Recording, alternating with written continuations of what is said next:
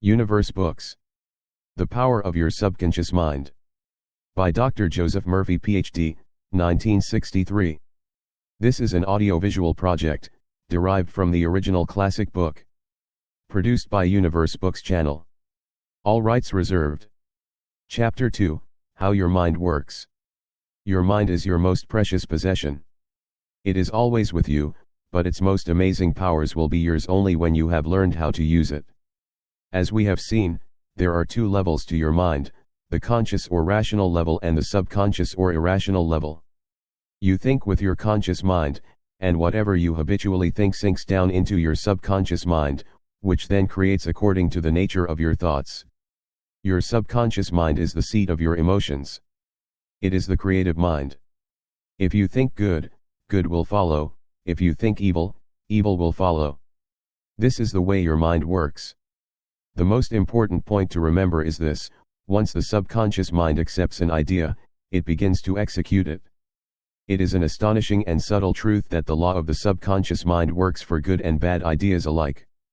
This law, when applied in a negative way, is the cause of failure, frustration, and unhappiness.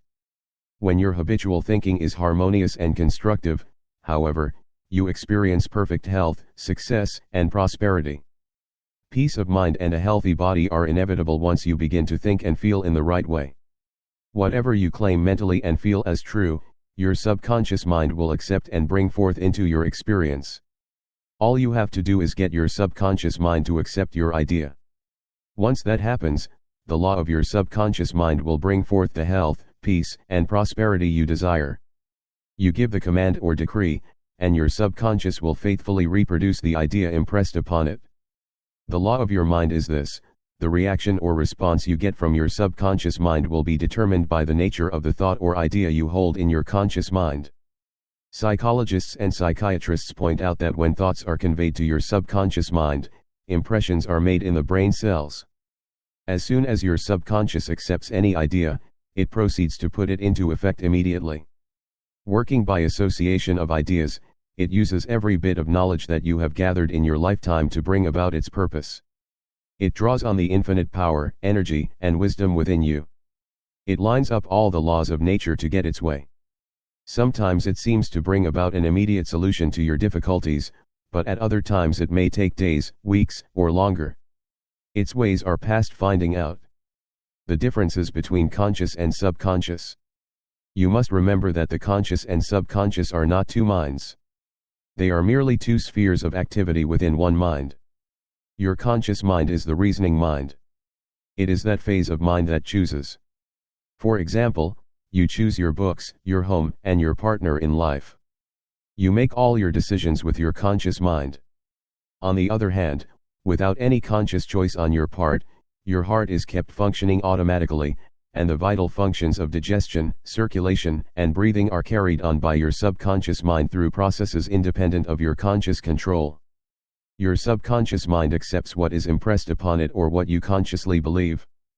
It does not reason things out as your conscious mind does, and it does not argue with you controversially. Your subconscious mind is like a bed of soil that accepts any kind of seed, good or bad. Your thoughts are active, they are the seeds. Negative, destructive thoughts continue to work negatively in your subconscious mind. Sooner or later, they will emerge and take shape as an outer experience that corresponds to their content. Remember, your subconscious mind does not engage in proving whether your thoughts are good or bad, true or false. It responds according to the nature of your thoughts or suggestions. For example, if you consciously assume that something is true, even though it may be false, your subconscious mind will accept it as true and proceed to bring about results that must necessarily follow because you consciously assumed it to be true. Experiments by psychologists. Psychologists and others have performed countless experiments on people who are in a hypnotic trance. This research shows clearly that the subconscious mind does not make the selections and comparisons that are necessary for a reasoning process. Your subconscious mind will accept any suggestions, however false. Having once accepted any suggestion, it responds according to the nature of the suggestion given. To illustrate how suggestible your subconscious mind is, if a practiced hypnotist suggests to one of her subjects that she is Napoleon Bonaparte, or even a cat or a dog, the subject will act out the pen with inimitable accuracy. Her personality becomes changed for the time being. She believes herself to be whatever the operator tells her she is. A skilled hypnotist may suggest to one of his students in the hypnotic state that her back itches, to another that his nose is bleeding, to another that she is a marble statue, to another that she is freezing and the temperature is below zero. Each one will follow out the line of his particular suggestion, totally oblivious to all those surroundings that do not pertain to the hypnotic suggestion. These simple illustrations portray the difference between your conscious, reasoning mind and your subconscious mind, which is impersonal, non-selective, and accepts as true whatever your conscious mind believes to be true. Hence the importance of selecting thoughts, ideas, and premises that bless, heal, inspire, and fill your soul with joy. The terms objective and subjective mind clarified. Your conscious mind is sometimes referred to as your objective mind because it deals with outward objects. The objective mind is aware of the objective world. Its media of observation are your 5 physical senses. Your objective mind is your guide and director in your contact with your environment. You gain knowledge through your 5 senses. Your objective mind learns through observation, experience, and education. As previously pointed out, the greatest function of the objective mind is that of reasoning. Suppose you are one of the hundreds of thousands of tourists who visit the Grand Canyon every year. You would come to the conclusion that it is one of the world's most amazing natural wonders. This conclusion would be based on your observation of its incredible depth, the complex shaping of the rock formations, the beautiful play of colors among the different geological strata. This is the working of your objective mind. Your subconscious mind is often referred to as your subjective mind. Your subjective mind is aware of its environment, but not by means of the physical senses. Your subjective mind perceives by intuition. It is the seat of your emotions and the storehouse of memory. Your subjective mind performs its highest functions when your objective senses are not functioning. In other words, it is that intelligence that makes itself known when the objective mind is suspended or in a sleepy, drowsy state. Your subjective mind sees without the use of the natural organs of vision. It has the capacity of clairvoyance and clairaudience. It can see and hear events that are taking place elsewhere. Your subjective mind can leave your body, travel to distant lands, and bring back information that is often of the most exact and truthful character. Through your subjective mind you can read the thoughts of others, read the contents of sealed envelopes, or closed books or newspapers. Once we understand the interaction of the objective and subjective minds, we are in a better position to learn the true art of prayer. The subconscious cannot reason like your conscious mind. Your subconscious mind does not have the ability to argue or dispute what it is told. If you give it wrong information, it will accept it as true. It will then work to make that information correct. It will bring your suggestions, even those that were false, to pass as conditions, experiences, and events. Everything that has happened to you happened because of thoughts impressed on your subconscious mind through belief. If you have communicated wrong or distorted concepts to your subconscious mind, it is of the most urgent importance to correct them. The sure way to do this is by repeatedly giving your subconscious mind constructive, harmonious thoughts. As these are frequently repeated, your subconscious mind accepts them. In this way, you can form new, healthier habits of thought and life, for your subconscious mind is the seat of habit. The habitual thinking of your conscious mind establishes deep grooves in your subconscious mind. If your habitual thoughts are harmonious, peaceful, and constructive, your subconscious mind will respond by creating harmony, peace, and constructive conditions. Have you fallen prey to fear, worry, and other destructive forms of thinking? The remedy is to recognize the power of your subconscious mind and decree freedom, happiness, and perfect health. Your subconscious mind, being creative and one with your divine source, will then start to create the freedom and happiness you have earnestly decreed. The tremendous power of suggestion. As you can see by what we have already discussed, your conscious mind serves as the watchman at the gate. One of its most crucial functions is to protect your subconscious mind from false impressions. The reason this is so important goes back to one of the basic laws of mind. Your subconscious mind is very sensitive to suggestion. As you know, your subconscious mind does not make comparisons or contrasts. It doesn't reason and think things out for itself. This latter function belongs to your conscious mind. No, your subconscious mind simply reacts to the impressions given to it by your conscious mind. It does not pick and choose among different courses of action. It merely takes what it is given. Suggestion is a tremendously powerful force. Imagine that you are on board a ship that is rocking a bit from side to side. You approach a timid-looking fellow passenger and say, "Gee, you don't look so hot. Your face is practically green. I'm afraid you're about to be seasick. Can I help you to your cabin?" The passenger turns pale. The suggestion you have just made about seasickness links up with her own fears and forebodings. She lets you escort her down below decks. Once she is there, your negative suggestion, which she accepted, comes true. Different reactions to the same suggestion. It is important to realize that different people will react in different ways to the same suggestion. This is because they have different subconscious conditioning or beliefs. Suppose, instead of choosing a fellow passenger on the ship, you go up to a member of the crew. You say, "Hey, buddy, you don't look so great. Do you think you're about to be seasick?" Depending on the sailor's temperament, he either laughs at your feeble joke or tells you to get lost. Your suggestion had no power over him, because the idea of seasickness was associated in his mind with his own immunity from it. Therefore, it called up not fear or worry, but self-confidence. A dictionary will tell you that a suggestion is the act or instance of putting something into one's mind. It is the mental process by which the thought or idea that has been suggested is entertained, accepted, or put into effect. Remember, a suggestion cannot impose itself on the subconscious mind against the will of the conscious mind. Your conscious mind has the power to reject the suggestion. The sailor had no fear of seasickness. He had convinced himself of his immunity, so the negative suggestion had no power to evoke fear. But your fellow passenger was already worried about becoming sick. Therefore your suggestion had power over her. All of us have our own inner fears, beliefs, opinions. These inner assumptions rule and govern our lives. A suggestion has no power in and of itself. Its power arises from the fact that you accept it mentally. Only at that point do your subconscious powers begin to act according to the nature of the suggestion. How he lost his arm. For many years I gave a regular series of lectures at the London Truth Forum in Caxton Hall, which I founded a number of years ago. Dr. Evelyn Fleet, the director, told me about a man whose young daughter suffered from both crippling rheumatoid arthritis and the disfiguring and painful skin condition called psoriasis. They tried many treatments, but nothing the doctors did seemed to help. The man was near despair. Over and over he said, to himself and to his friends, "I would give my right arm to see my daughter cured." According to Dr. Fleet, one day the family was out for a drive. Their car was involved in a head-on collision. The father's right arm was torn off at the shoulder.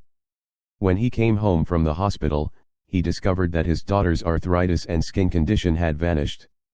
You must be very careful to give your subconscious only those suggestions that heal, bless, elevate, and inspire you in all your ways. Remember, your subconscious mind doesn't understand a joke. It takes you at your word. How autosuggestion banishes fear. The term autosuggestion means suggesting something definite and specific to oneself. Like any tool, wrongly used it can cause harm, but used properly it can be extremely helpful. Janet R. was a talented young singer. She was invited to try out for an important role in an opera production. She desperately wanted to audition, but she was also terribly apprehensive. 3 times before, when she had sung for directors, she had failed miserably. The reason was fear of failure. She had a wonderful voice, but she had been saying to herself, "When the time comes for me to sing, I'll sound awful. I'll never get the role. They won't like me. They'll wonder how I have the nerve even to try out. I'll go, but I know it'll be a failure." Her subconscious mind accepted these negative autosuggestions as a request. It proceeded to manifest them and bring them into her experience. The cause was an involuntary autosuggestion. Her fears had become emotionalized and subjectified thoughts that in turn became her reality. This young singer was able to overcome the force of her negative autosuggestions. She accomplished this by countering them with positive autosuggestion. What she did was this. 3 times a day, She went alone into a quiet room. She sat down comfortably in an armchair, relaxed her body, and closed her eyes. She stilled her mind and body as best she could. Physical inertia favors mental passivity and renders the mind more receptive to suggestion. To counteract the fear suggestion, she repeated to herself, "I sing beautifully. I am poised, serene, confident, and calm." At each sitting she repeated the statement slowly, quietly, and with feeling from 5 to 10 times. She had 3 such sittings during the day and 1 immediately before going to sleep. After 1 week, she was completely poised and confident. When the fateful day came, she gave a wonderful audition and was cast in the part. How she restored her memory. A woman of 75 had always been proud of her ability to remember. Like everyone, she forgot things now and then, but she paid no attention. However, as she got older, she began to notice these occasions and worry about them. Each time she forgot something, she said to herself, "I must be losing my memory because of my age." As a result of this negative autosuggestion, more and more names and events slipped her mind. She was close to despair. Then, fortunately, she realized how she was damaging herself. She resolved to reverse the process. Every time she felt the temptation to think, "I am losing my memory," she stopped herself. More than that, she deliberately reversed the procedure. Several times a day, she practiced induced positive autosuggestion. She said to herself, "From today onward, my memory is improving in every way. I will always remember whatever I need to know at every moment of time and point of space. The impressions I receive will be clear and definite. I will retain them automatically and easily. Whatever I want to recall will immediately present itself in the correct form in my mind. I am improving rapidly every day. Very soon my memory will be better than it has ever been before." At the end of 3 weeks, her memory was back to normal. How he overcome a nasty temper. I was consulted by a man whose marriage and career were both in serious trouble. Hugh's problem was his constant irritability and bad temper. He was concerned about this himself, but if anyone tried to discuss it with him, he exploded in anger. He constantly told himself that everyone was picking on him and that he had to defend himself against them. To counter this negative autosuggestion, I advised him to use positive autosuggestion. Several times a day, morning, noon, and at night prior to sleep, he was to repeat to himself, "From now on, I shall grow more good-humored. Joy, happiness, and cheerfulness are now becoming my normal states of mind. Every day I am becoming more and more lovable and understanding. I will be a center of cheer and goodwill to all those around me, infecting them with my good spirits. This happy, joyous, and cheerful mood is now becoming my normal, natural state of mind. I am grateful." After a month, his wife and his co-workers remarked on how much easier he was to get along with. Some comments on heterosuggestion. The term heterosuggestion means suggestions from another person. In all ages and in every part of the world, the power of suggestion has played a dominant part in the life and thought of humankind. Political creeds, religious beliefs, and cultural customs all flourish and perpetuate themselves through the power of heterosuggestion. Suggestion can be used as a tool to discipline and control ourselves. However, it can also be used to take control and command over others who have not been taught to understand the laws of mind. In its constructive form it is wonderful and magnificent. In its negative aspects it is one of the most destructive of all the response patterns of the mind. Its results can be enduring patterns of misery, failure, suffering, sickness, and disaster. Have you accepted any of these? From the day we are born, we are bombarded with negative suggestions. Not knowing how to counter them, we unconsciously accept them and bring them into being as our experience. Here are some examples of negative suggestions. You can't. You'll never amount to anything. You mustn't. You'll fail. You haven't got a chance. You're all wrong. It's no use. It's not what you know, but who you know. What's the use? Nobody cares. There's no point to trying so hard. You're too old now. Things are getting worse and worse. Life is an endless grind. You just can't win. Watch out, you'll catch a terrible disease. By accepting heterosuggestions of this kind, you collaborate in bringing them to pass. As a child, you were helpless when faced with the suggestions of others who were important to you. You did not know any better. The mind, both conscious and unconscious, was a mystery you did not even wonder about. As an adult, however, you are able to make choices. You can use constructive autosuggestion, which is a reconditioning therapy, to change the impressions made on you in the past. The first step is to make yourself aware of the heterosuggestions that are operating on you. Unexamined, they can create behavior patterns that cause failure in your personal and social life. Constructive autosuggestion can release you from the mass of negative verbal conditioning that might otherwise distort your life pattern, making the development of good habits difficult or even impossible. You can counteract negative suggestions. Pick up the paper or turn on the television news. Every day, you hear dozens of stories that could sow the seeds of futility, fear, worry, anxiety, and impending doom. If you accept them and take them in, these thoughts of fear can cause you to lose the will for life. However, once you understand that you do not have to accept them, choices open up for you. You have within you the power to counteract all these destructive ideas by giving your subconscious mind constructive autosuggestions. Check regularly on the negative suggestions that people make to you. You do not have to be at the mercy of destructive heterosuggestion. All of us have suffered from it in our childhood, in our teens, and in adulthood. If you look back, you can easily recall how parents, friends, relatives, teachers, and associates contributed in a campaign of negative suggestions. Study the things said to you, closely examine their underlying meaning, and you will discover that many of them were nothing more than a form of propaganda. Its concealed purpose was, and is, to control you by instilling fear in you. This heterosuggestion process goes on in every home, office, factory, and club. You will find that many of the suggestions people make, whether they know it or not, are aimed at making you think, feel, and act as they want you to, in ways that are to their advantage, even if they are destructive to you. How suggestion killed a man.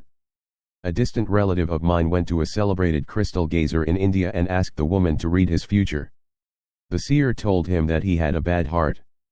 She predicted that he would die at the next new moon. My relative was aghast. He called up everyone in his family and told them about the prediction. He met with his lawyer to make sure his will was up to date.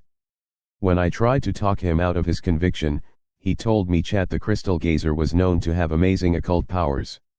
She could do great good or harm to choose she dealt with. He was convinced of the truth of this. As the new moon approached, he became more and more withdrawn. A month before this man had been happy, healthy, vigorous, and robust. Now he was an invalid. On the predicted date, he suffered a fatal heart attack. He died not knowing he was the cause of his own death. How many of us have heard similar stories and shivered a little at the thought that the world is full of mysterious uncontrollable forces? Yes, the world is full of forces, but they are neither mysterious nor uncontrollable. My relative killed himself, by allowing a powerful suggestion to enter into his subconscious mind. He believed in the crystal gazer's powers, so he accepted her prediction completely.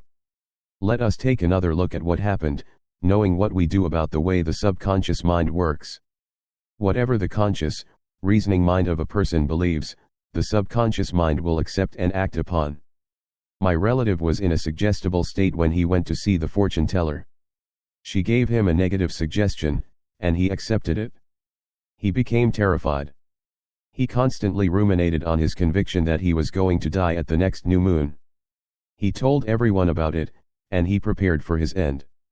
It was his own fear and expectation of the end, accepted as true by his subconscious mind, that brought about his death. The woman who predicted his death had no more power than the stones and sticks in the field. Her suggestion in itself had no power to create or bring about the end she suggested. If he had known the laws of his mind, he would have completely rejected the negative suggestion and refused to give her words any attention. He could have gone about the business of living with the secure knowledge that he was governed and controlled by his own thoughts and feelings. The prophecy of the seer would have been like a rubber ball thrown at an armored tank. He could have easily neutralized and dissipated her suggestion with no harm to himself. Instead, through lack of awareness and knowledge, he allowed it to kill him. In themselves, the suggestions of others have no power over you. Whatever power they have, they gain because you give it to them through your own thoughts. You have to give your mental consent. You have to entertain and accept the thought. At that point it becomes your own thought, and your subconscious works to bring it into experience. Remember, you have the capacity to choose. Choose life. Choose love. Choose health. The power of an assumed major premise. Since the days of ancient Greece, philosophers and logicians have studied the form of reasoning called a syllogism. Your mind reasons in syllogisms. In practical terms, this means that whatever major premises your conscious mind assumes to be true, that determines the conclusion your subconscious mind will come to, no matter what the particular question or problem might be. If your premises are true, the conclusion must be true. For example, every virtue is praiseworthy. Kindness is a virtue. Therefore, kindness is praiseworthy. Or this. All formed things change and pass away. The pyramids of Egypt are formed things. Therefore, the pyramids will change and pass away. The first statement is referred to as the major premise, and the right conclusion must necessarily follow the right premise. A college professor who attended some of my Science of Mind lectures in New York City's town hall came to speak with me afterward. He told me, "Everything in my life is topsy-turvy.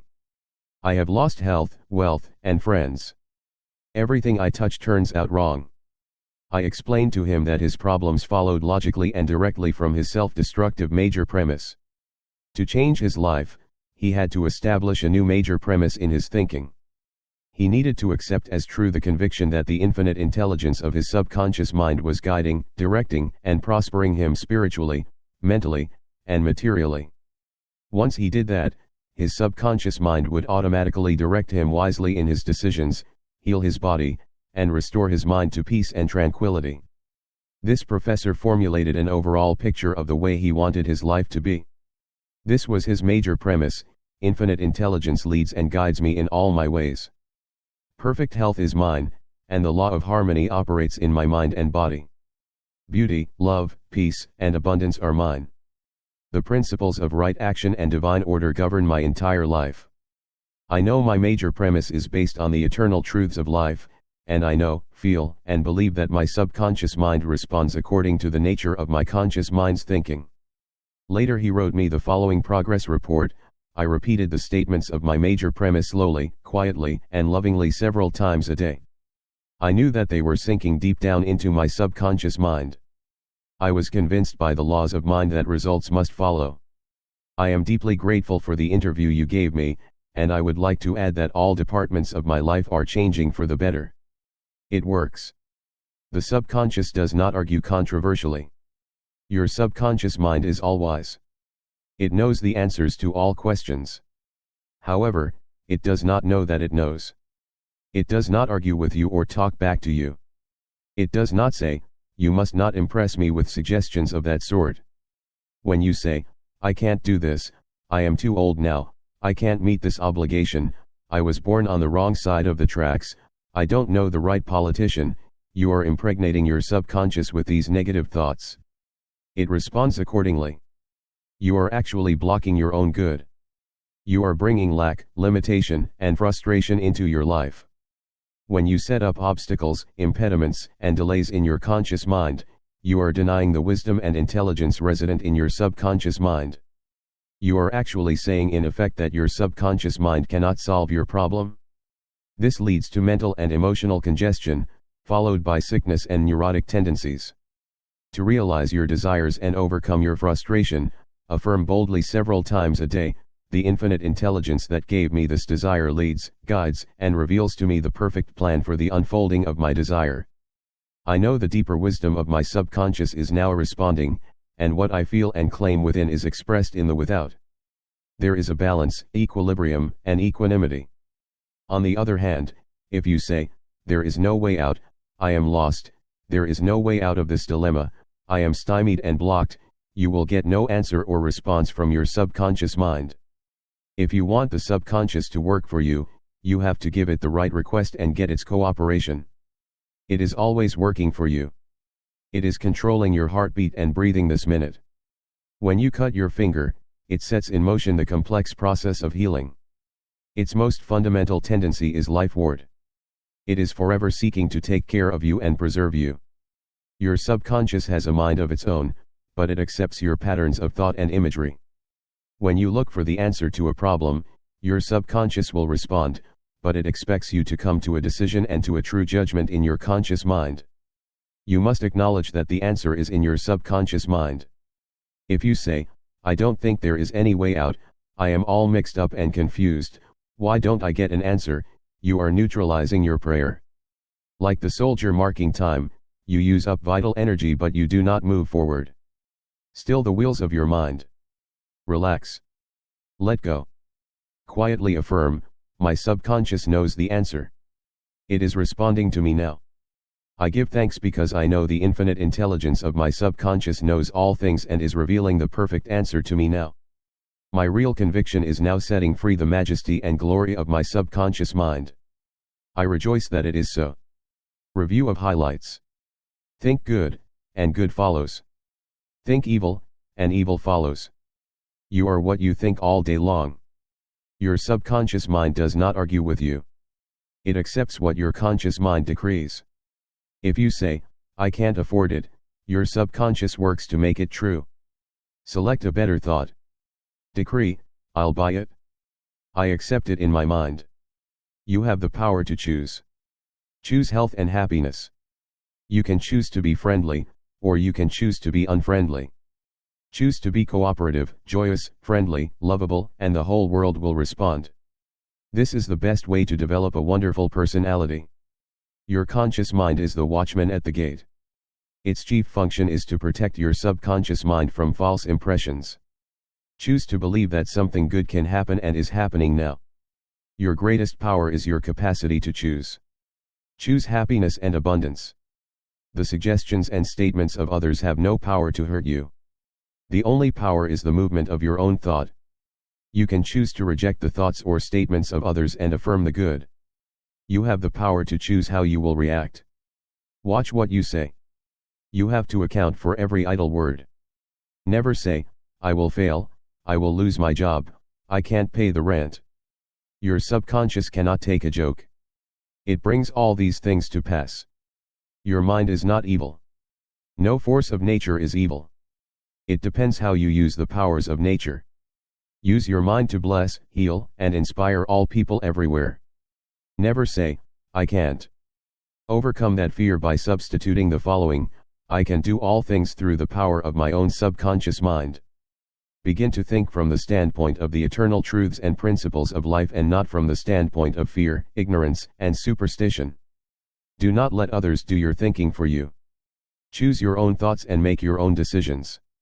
You are the captain of your soul, subconscious mind, and the master of your fate. Remember, you have the capacity to choose. Choose life. Choose love. Choose health. Choose happiness. Whatever your conscious mind assumes and believes to be true, your subconscious mind will accept and bring to pass. Believe in good fortune, divine guidance, right action, and all the blessings of life. Well, here we finished this chapter of the book. Continue to listen in the next chapter. If you liked this video, if it brought a valuable information to you, you can help us clicking the like button. It is a positive sign for YouTube to suggest this audiobook to other people, and help the channel's growth. If you think that this video made your reading easier, if you think that it made your reading faster and more practical, if you think that we should launch more like this, write a comment here. We would like to know your opinion. It is very important for us. Remember to subscribe, and you will be informed when we launch new videos. Thank you for watching. See you in next chapter. Be always welcome. Production, Universe Books, copyright 2016.